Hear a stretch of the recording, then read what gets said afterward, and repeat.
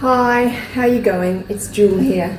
I'm here in my studio. I'm doing a lower body workout, and my focus predominantly with my training and my workouts obviously is resistance training.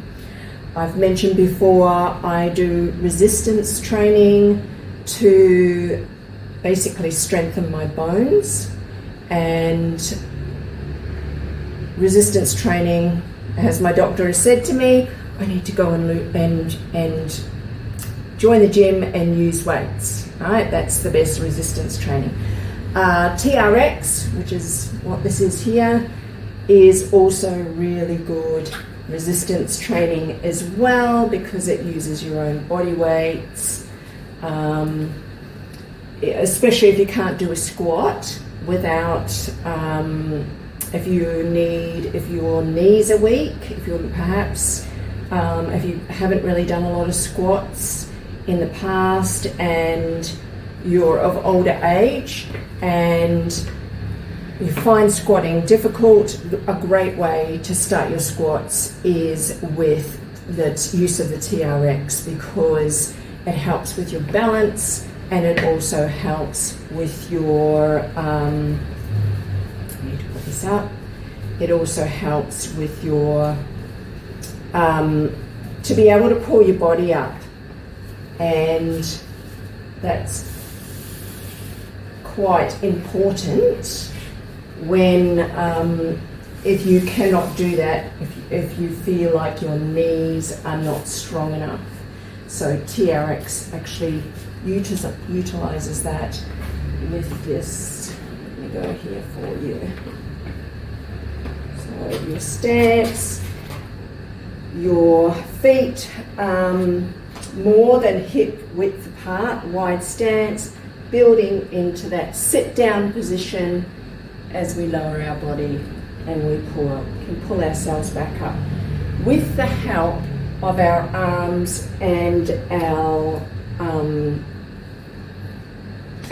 bottom and our legs. I mean, if you can do it without, and you can sit right down and you can come right up,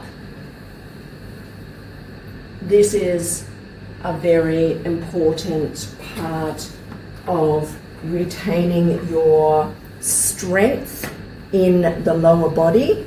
Yes, a lot of people are using it to get a better shape in the bottom area, which I certainly need because mine's completely flat.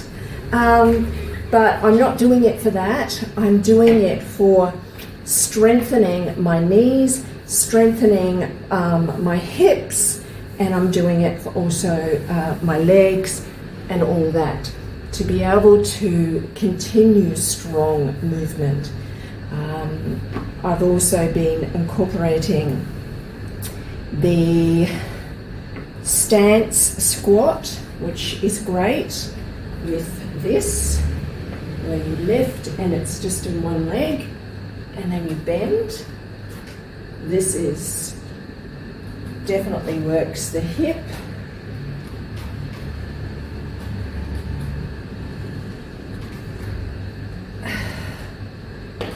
And then you would do the other side. You can really feel this in the hip when you do this move. And so with using the TRX, you can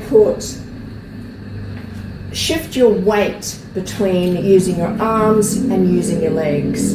Obviously, you want to aim towards working towards putting all the weight and resistance on your legs and building that area so it gets much stronger and less in your upper arms. This is to work your lower body. Okay, so I'm going through a catch-22 situation where I will probably work and do my lower body only twice a week, because recovery for me is just as important. I'm not at a stage where I would say I am in optimal health or fitness. Not at all. I'm nearly out of breath there. Just talking to you and doing a bit of exercise. So, but I will get there. The main thing my concern is building my bone density to help warn off that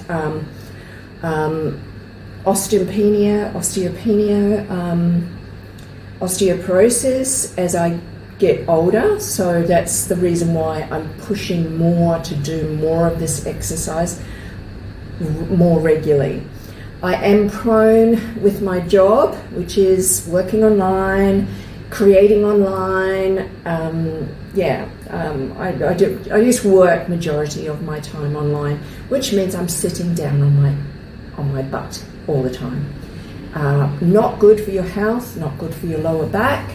So yes, so the importance of continuing to move and also continuing to strengthen the lower body.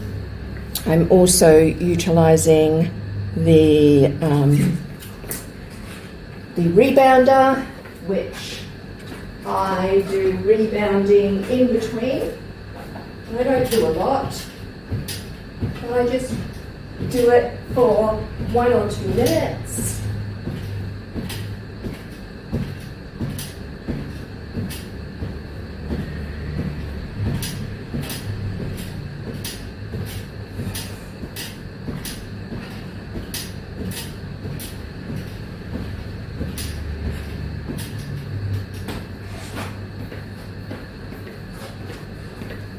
Like I say, a little bit is better than nothing. I'm not trying to be a great athlete. I'm just trying to strengthen my muscles, my bones, everything. Just strengthen my body for longevity purposes. That's my whole ultimate aim. I don't want to spend a lot of time at the gym either, and I have to be incredibly careful with listening to my body. And I suggest if you're starting out on this journey yourself, or you're on this journey like me, maybe you do a little bit of exercise. But so my history has been, I've predominantly gone to the gym, obviously many times before. I haven't really built a lot of muscle because previously, when I was going to the gym years ago, this would be over 3 years ago now, I was vegetarian. Be lucky if I even ate 20 grams of protein.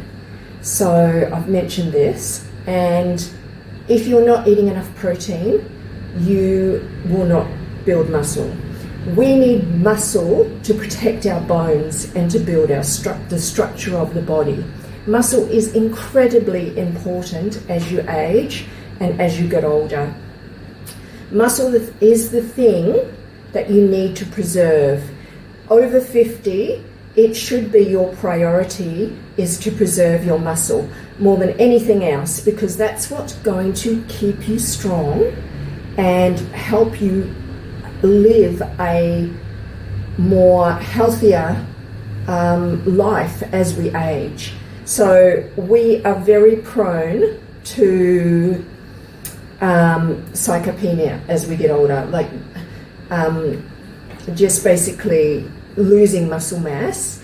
And when we lose muscle mass, there becomes more frailty, more chances of falls, more chances of not being able to negotiate life, like negotiate things like bending and sitting and standing and moving away, like especially living in Bali.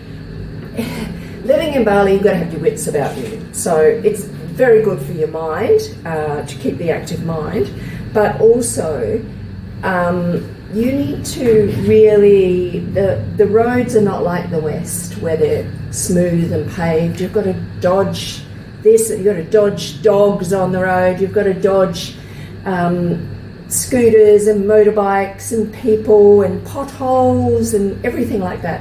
So it is very important for you to keep yourself strong, and so your agility, so your ability to navigate the situation as whatever is thrown at you, you can navigate that. I mean, accidents are always going to happen, and still going to happen, but you will come out of an incident if you are much better, and even recover much better if you have put in the work beforehand and made your body the best it can be for your age, basically. And I mean, I am talking about over 50s, and as you know, I mean, I'm 58 now.